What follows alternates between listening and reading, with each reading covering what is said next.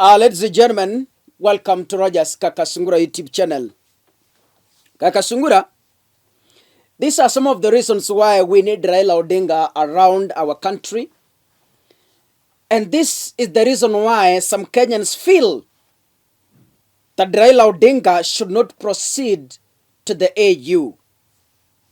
There has been a 56 days doctors strike, and the government has been completely failing to solve the issue. Now, lakini, baba ni baba. When Raila speaks, everything in this country changes.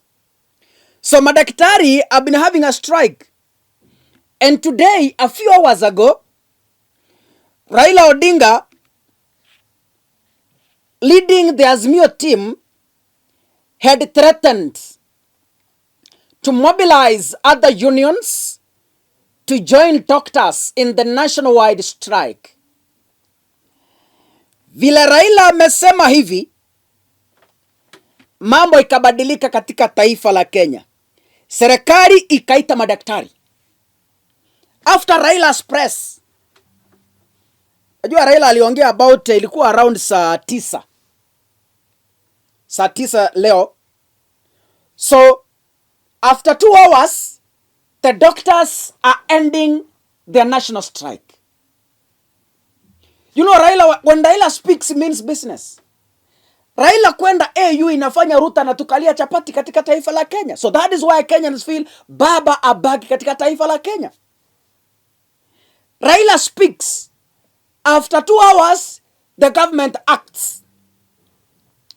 Raila alisema, kama hamutarudisha madaktari kazini, we are going to mobilize a nationwide strike. We are going to call on all unions from teachers, doctors, farmers, etc. And we are going to pour ourselves on the Kenyan streets.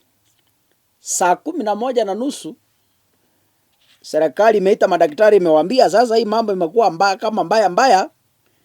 Rodini kazini. And the Kenya Medical Practitioners, Pharmacists, Dentist Union has signed the return to work formula agreement with the Ministry of Health, which has ended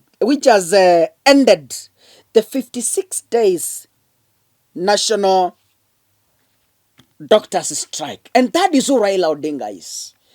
So Wakenya wanaambia baba, tafadhali ukitoka hapa watu watakufa. People will die. You speak and things work. Can we listen to what Azimio said in regard to the doctors strike? We know that the regime is forcefully evicting people from the areas perceived to be flood prone and riparian land. And such evacuations, whether mandatory or voluntary, must be done in a humane manner that respects human rights without causing further deaths. The reckless and reactionary strategy of the Kenya Kwanza regime has caused the death of a young boy by the name Ian Otieno. Ian was killed yesterday when the government bulldozers forcefully evicted those living in Mathare.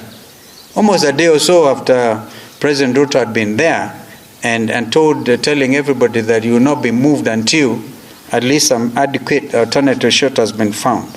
On Saturday, 2 Kenyans also lost their lives in similar circumstances in Mukuru slums. These actions of a disastrous regime must stop. In light of the current tragedy, we demand that this regime adopt protective measures of early warnings and facilitation relocation of communities in imminent risk of being affected by the floods and adhere to effective disaster management strategies. Azimio also insists that the Kenya Kwanza regime provides emergency relief services, including food, shelter, and medical care to meet the basic needs of all the displaced, evicted, and affected populations. B, deliver assistance in rebuilding homes and infrastructure destroyed by the floods, with an emphasis on sustainable development and disaster-resilient construction. C, develop and strengthen infrastructure and systems that enhance the country's resilience to natural disasters and facilitate effective response mechanisms. And D, fast-track policies and legislative frameworks that focus on comprehensive disaster risk reduction and climate adaptation measures and ensure active community involvement in these processes. Number 2, the doctor strike is another disaster. Azimio expresses concerns over the 2 months of doctor strike that has disrupted healthcare services in the country. This is another disaster that has been occasioned by disastrous Kenya Kwanza regime in its failure to fully promptly address the doctors' concerns. The doctor strike continues to highlight the incompetence of the Kenya Kwanza regime in dealing with the healthcare system in our country. The response from the regime has not only been inadequate, but also completely out of touch with the reality facing the people. We note that the Labor and Relations Court has ordered the striking doctors and the government to reach an agreement within 48 hours, and I think time has been ticking. While we have seen the efforts by the doctors to end the strike, we are yet to see the commitment from the government side to do the same.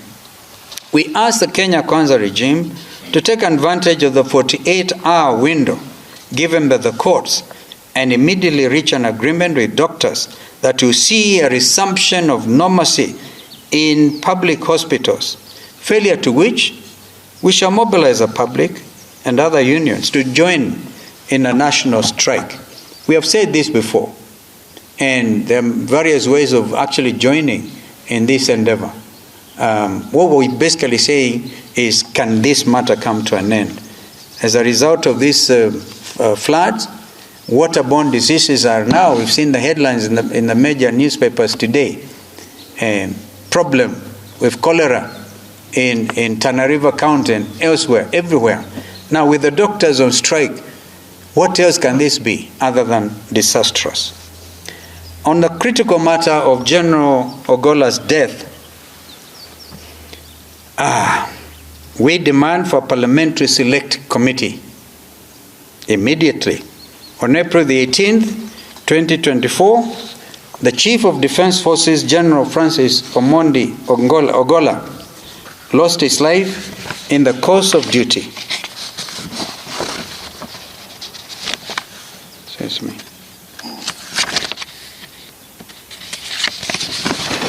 Together with 9 other gallant officers of KDF. We note with concern that the Kenya Kwanza regime has moved on swiftly, leaving the families of the departed soldiers with no help.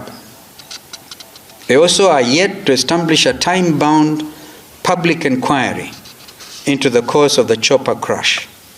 We reiterate our earlier demands of securing the services of independent and international experts or investigators who will get to the bottom of this matter. The ongoing investigations by the Kenya Air Force is a limited internal affair that does not satisfy the requirement of an open, transparent, independent, and credible investigation. We too demand that a parliamentary select committee inquiring into the tragedy be set up immediately. Kenyans are concerned and suspicious that the tragic death of the 4-star general and his colleagues may be connected to sinister political machinations. This is particularly so given the unsubstantiated allegations against his person relating to the 2022 presidential elections. And fourthly, we want to deal with the fake fertilizer disaster. As Azimio, we thank the 149 members of the National Assembly who voted to impeach the Cabinet Secretary for Agriculture and Livestock Development. We are aware that his impeachment trial is ongoing, with Parliament calling for a special sitting to deliberate on the Select Committee report on Monday the 13th. we expect that 11 members of the Select Committee will honor the vote of the 149 members and confirm Linturi's impeachment from office. Linturi's reign as the Minister of Agriculture and Livestock Development has been nothing short of a disaster. Kenyan farmers were supplied with fake fertilizer that not only destroyed the entire planting and harvest season, but also degraded their land. The entire land has now become economically unviable for many seasons to come. This can only be described as economic sabotage. Apart from the impeding impeachment, Linturi must also be tried in the anti-corruption courts for the crimes of economic sabotage. Finally, we urge all the parliamentarians to critically scrutinize the budget policy statement and